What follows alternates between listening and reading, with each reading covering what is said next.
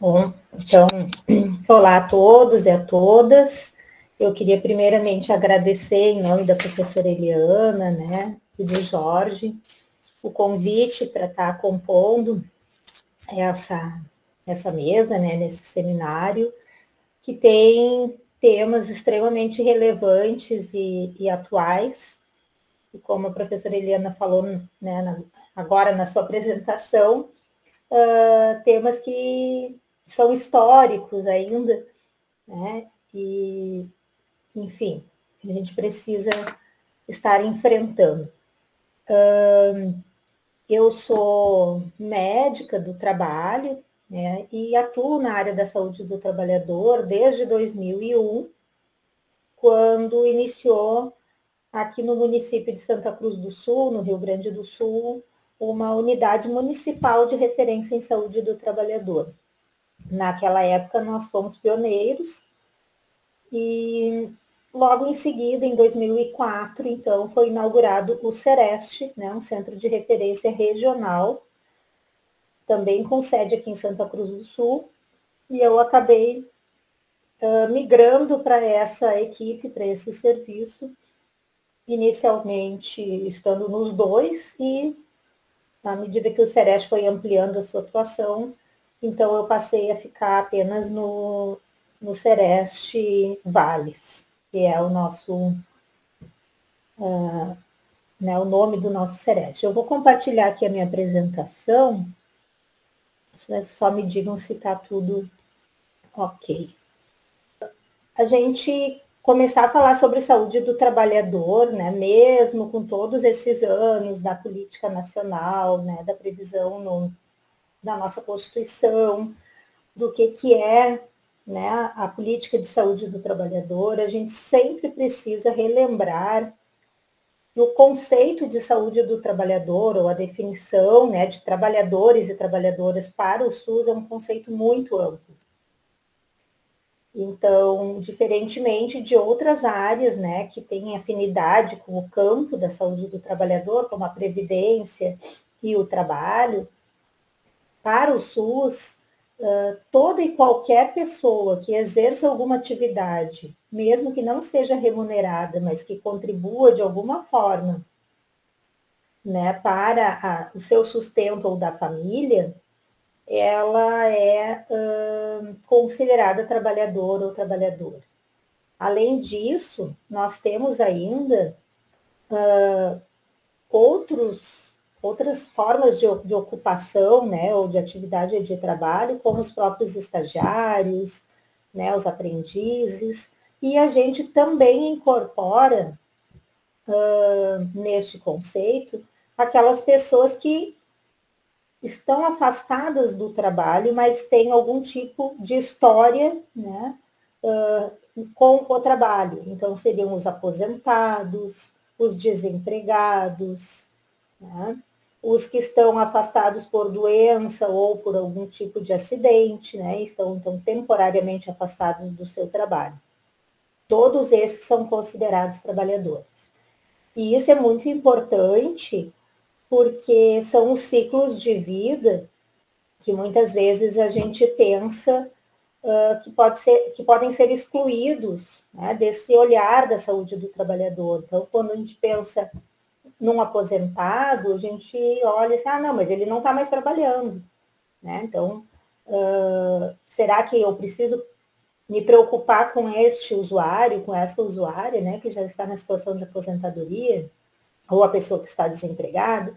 Então, quando a gente entende, né, que esse conceito é amplo e o porquê, né, que é o fato de nós, ao trabalharmos, estarmos expostos a diversas situações, condições de trabalho, processos de trabalho, substâncias, fatores de risco, várias formas que a gente pode abordar essa exposição ocupacional, a gente vai ter situações que vão ter um impacto imediato, agudo, e outras que vão ter impactos de médio e longo prazo. Então, muitas vezes, um trabalhador aposentado, ele está colhendo resultados de uma exposição que ele teve durante o período, né, de atividade de trabalho. Então, uma substância cancerígena, alguma substância que pode estar gerando uma pneumoconiose, enfim, e que pode ser que se manifeste lá adiante, né, e não imediatamente no momento da exposição. O desempregado, além dos impactos da própria situação de desemprego, que pode causar a este usuário, a este trabalhador, ele às vezes está desempregado justamente porque ele adoeceu no ambiente de trabalho, ou porque ele sofreu um acidente de trabalho, né, e acabou sendo demitido em função de ter perdido a sua capacidade laborativa plena, né, parcialmente ou plenamente. Então, são coisas bem importantes da gente lembrar sempre, quando a gente fala de saúde do trabalhador, que é esse conceito bem mais amplo. Tá? E, inclusive, crianças e adolescentes que também podem estar em situação de trabalho e já estarem precocemente sendo impactadas, né, por essa situação. Tá? Então, ao longo da fala aqui, eu vou estar abordando isso. E aí, lembrando, né, então, que os dois grandes grupos de agravos relacionados ao trabalho, a gente divide como acidentes, né, e doenças, e que também o acidente de trabalho ele deve ser compreendido como um evento que é multicausal.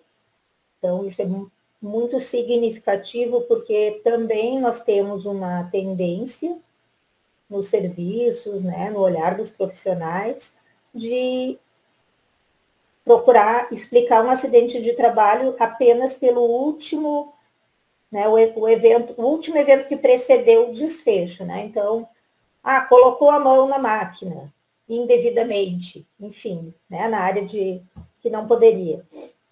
E aí a gente só olha esse fato e coloca a culpa no trabalhador. A gente tem que pensar, né, em várias situações e fatores que foram se somando até o momento em que aquele acidente aconteceu. Né? Então, se nós não entendermos que o processo de trabalho, ou que o ambiente de trabalho permitiu que aquele acidente acontecesse, nós nunca vamos intervir na origem dessas causas, né, nessas múltiplas causas do acidente. Nós vamos colocar a culpa no trabalhador e vamos esperar que ele, então, seja também a solução desse evento.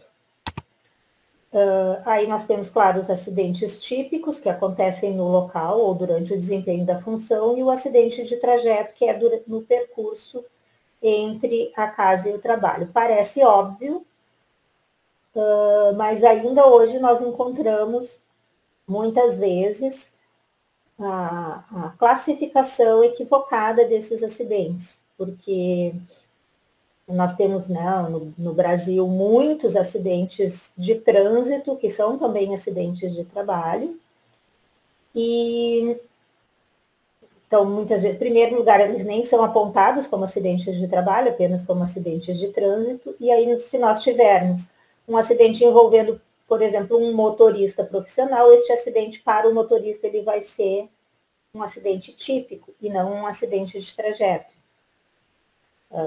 O exemplo que eu sempre passo para ilustrar isso é um motorista de ônibus.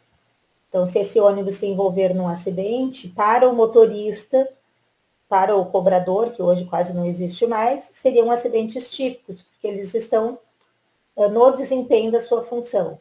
Outros trabalhadores que estejam no ônibus se deslocando para o trabalho vão sofrer acidentes de trajeto. Né? Então, são algumas diferenças. E as doenças relacionadas ao trabalho, né, que são o nosso grande desafio ainda de dar visibilidade a essas doenças, porque no Brasil, historicamente, nós temos notificações, mesmo que ainda subnotificações, mas nós temos muito mais casos de acidentes de trabalho registrados, tanto nos sistemas da Previdência, né, na CAT, quanto nos sistemas do SUS, no SINAM, do que doenças relacionadas ao trabalho. Tá?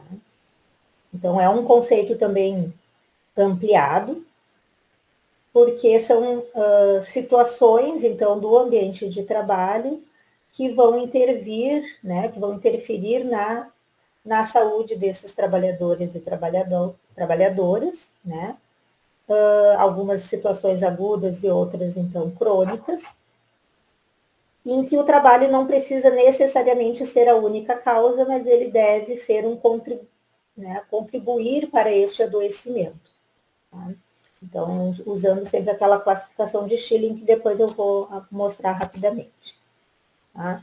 Então, é muito importante lembrar, né, que eles não acontecem, né, de forma linear, que não são elementos da situação unicamente, né, eles são influenciados pela situação imediata de trabalho, mas principalmente a organização do trabalho e as relações que se estabelecem no trabalho que têm sido os principais determinantes. Tá? Então, são eventos complexos e a gente não pode cair, né, nessa simplificação, né, de análise e culpar os trabalhadores pelo que aconteceu.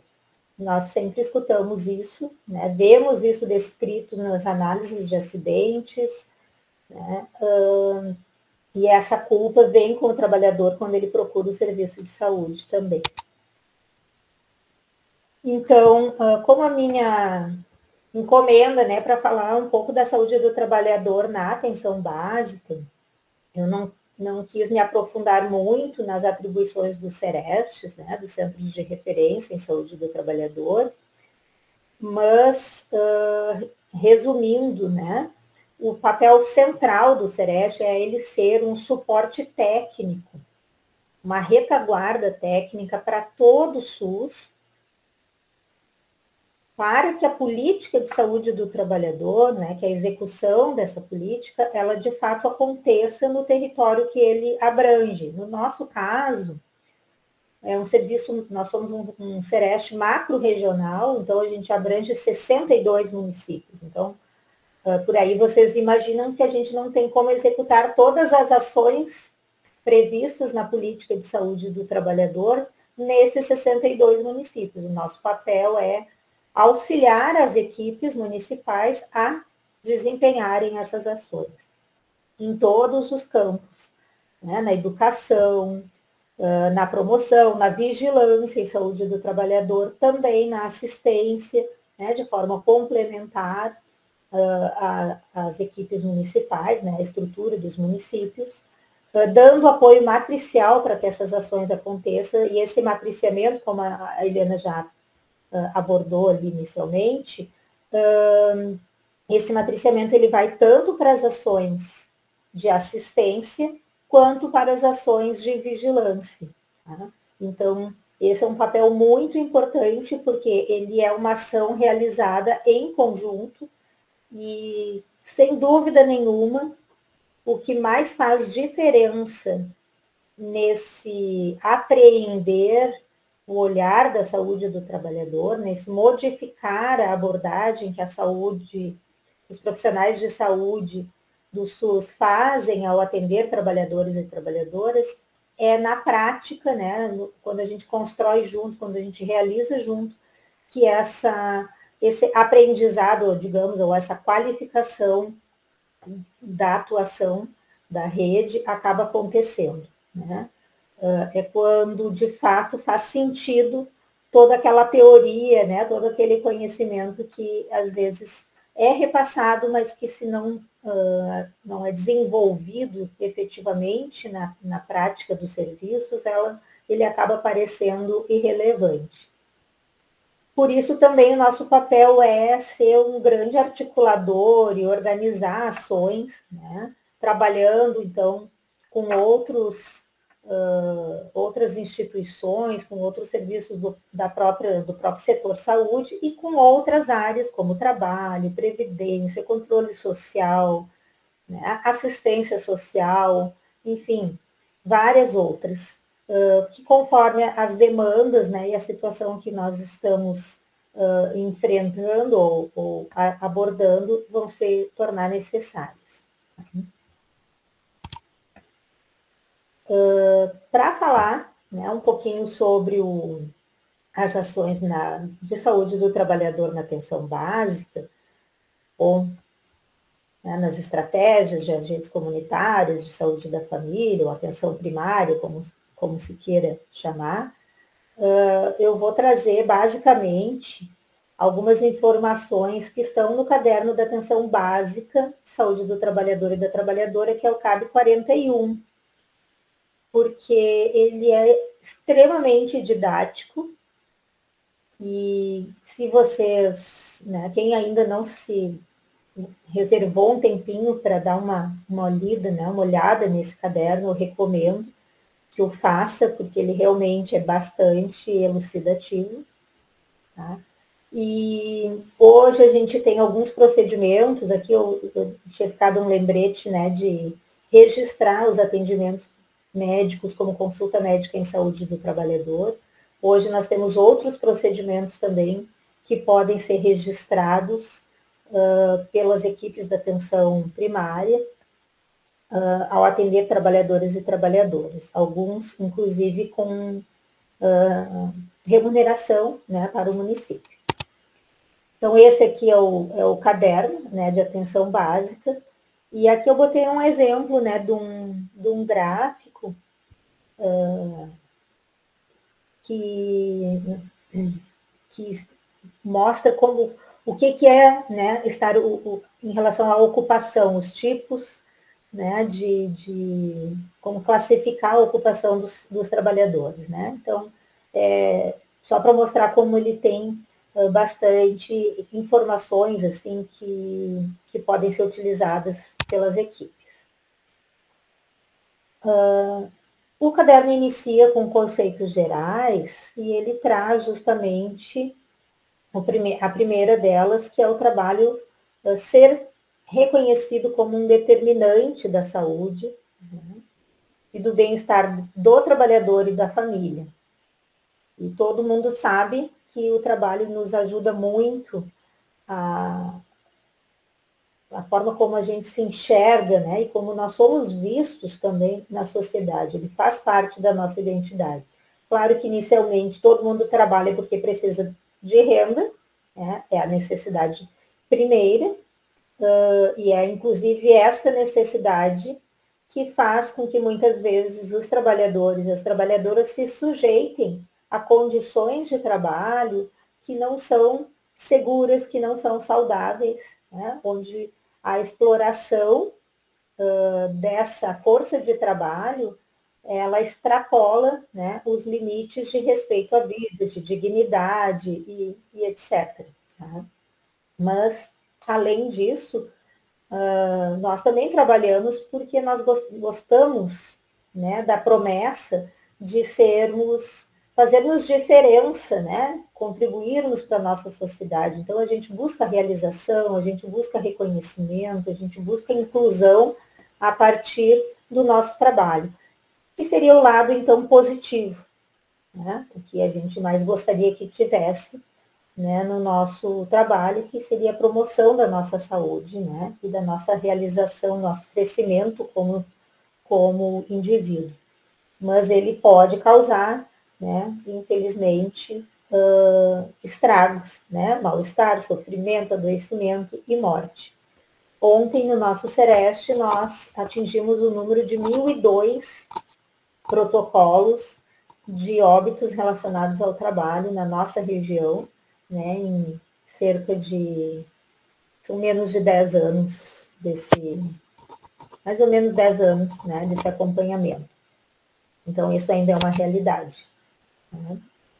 E a atenção primária, né, assim como outros pontos da rede, porque quando a gente fala de RENAST, quando a gente fala da política de saúde do trabalhador, a gente está falando de um campo, né, de uma política que é transversal, então ela vai conversar com todos os pontos da rede. Tá?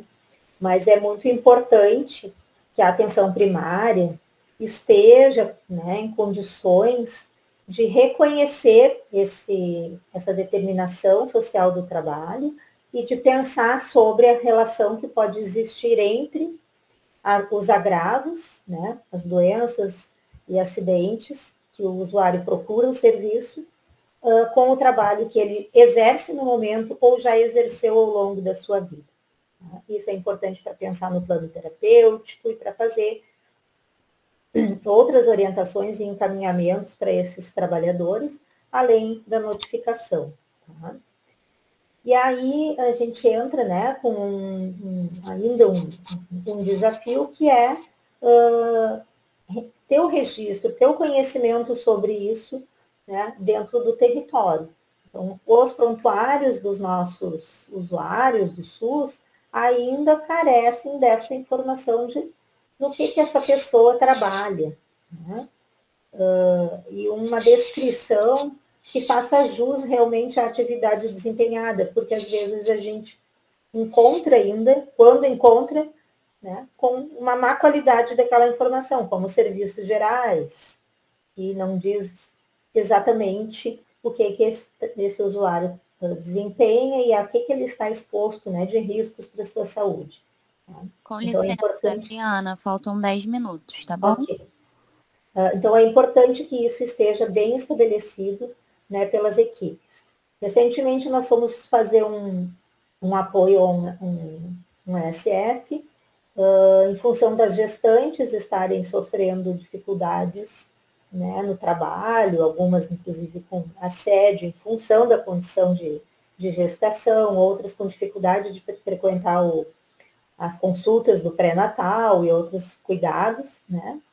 E aí a dificuldade para notificar essas situações, porque não sabiam qual era o local de trabalho daquela usuária e ela estava receosa de informar naquele momento. Né? Então, é algo que a equipe já deve conhecer antes mesmo de acontecer alguma coisa. Aqui, então, né, o caderno ele traz quais são os riscos físicos, químicos, mecânicos, biológicos e psicossociais, lembrando que os psicossociais envolvem, né, justamente a questão da organização do trabalho e que hoje está num crescente o impacto, né, para a saúde mental dos trabalhadores. Aqui ele traz a classificação de Schilling, né? Então, como a gente entende que são as doenças relacionadas ao trabalho, então fator contributivo, mas não necessário, provocador de distúrbio latente ou agravador de doença já estabelecida. Tá? Então, a atenção primária precisa, sim, né, reconhecer essas situações no seu território e, principalmente, conhecer quais são as atividades produtivas que estão, né, que se encontram nesse território. Porque ninguém precisa saber tudo sobre tudo. Se no meu território é uma área rural, em que os trabalhadores vão estar expostos a agrotóxicos, a poeiras da área rural, na nossa região aqui temos muitos fumicultores, enfim, eu vou precisar conhecer muito sobre essas condições de trabalho, sobre esses riscos.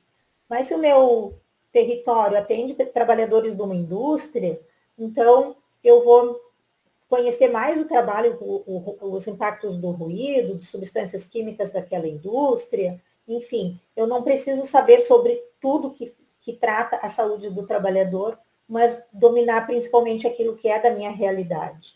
Né? Conhecer quais são as vulnerabilidades, o trabalho informal, o trabalho em domicílio. Essa missão é muito própria da atenção primária, né? Porque conhece e percorre o seu território com muito mais capilaridade do que outros pontos da rede. Tá? Então, preencher o campo ocupação nos cadastros, né? E aí também tem qual é a situação no mercado de trabalho, que também faz muita diferença, né? Então, se a pessoa vai ter direitos a benefícios previdenciários, se ela vai ter direito a CAT, enfim, que outros recursos, né, de direitos sociais podem ser orientados para esse trabalhador. Tá? Então, aqui está essa classificação também consta no caderno, né? E lembrar que isso não é um papel só do médico ou só do enfermeiro, mas da equipe. Desde o acolhimento, desde da hora de realizar, fazer a ficha desse trabalhador, já deve ser perguntado, né, se ele está trabalhando, em qual a sua ocupação.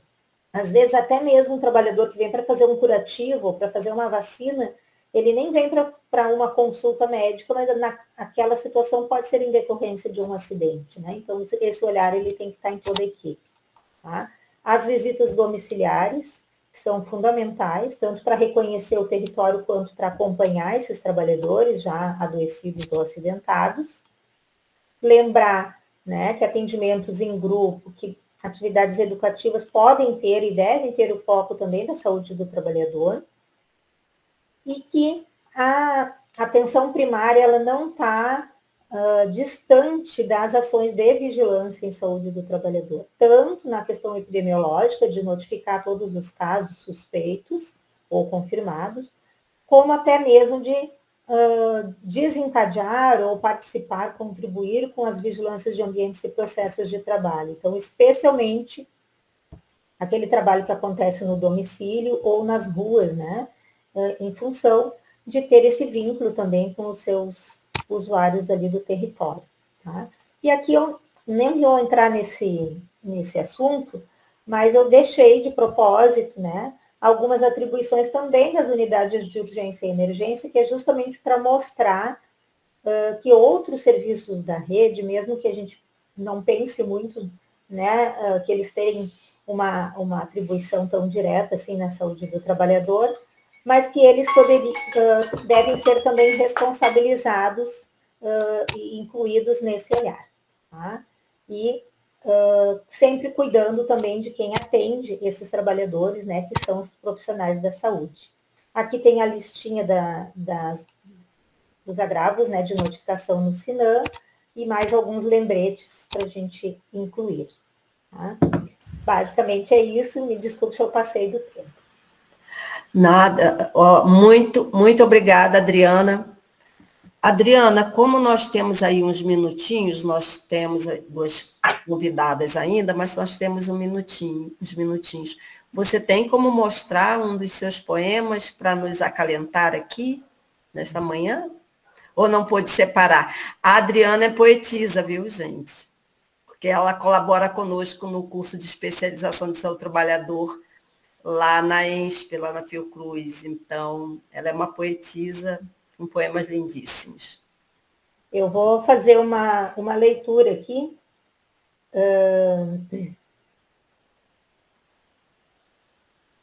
Que é em função, que eu acho que é do nosso compromisso, do nosso papel como profissional de saúde em relação ao trabalhador.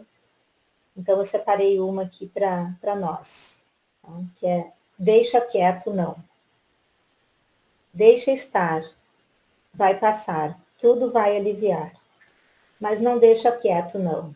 Não deixa virar omissão. Deixa estar, vai passar, tudo vai aliviar. Mas não fica esperando, não. Não deixa seguir sem correção.